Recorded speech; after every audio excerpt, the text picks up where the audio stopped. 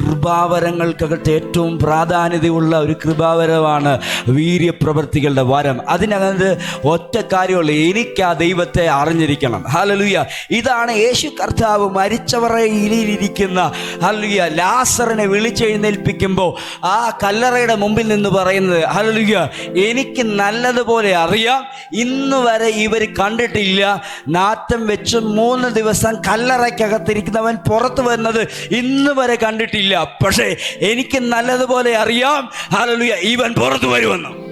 എന്താണെന്ന് ചോദിച്ചാൽ, ഞാൻ ഈ ഭൂമിയിലേക്ക് വന്നതിൻ്റെ പ്രധാന ഉദ്ദേശം മരണത്തിൽ പോയവരെ തിരിച്ചു പിടിക്കാനാണ്.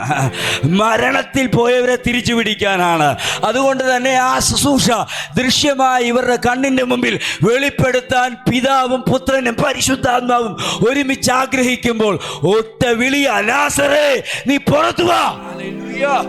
പകരം പരിശുദ്ധാത്മ പറയുകയാണ്, ചില മരിച്ചവരെ പുറത്തു കൊണ്ടുവരാൻ, ആത്മീയമായി മരിച്ചു കിടക്കുന്ന ചിലരെ പുറത്തു കൊണ്ടുവരുവാൻ ദൈവത്തിൻ്റെ ഇഷ്ടം തന്നെയാണെന്ന് തിരിച്ചറിയുന്ന ദൈവമക്കൾക്കായി സ്തോത്രം.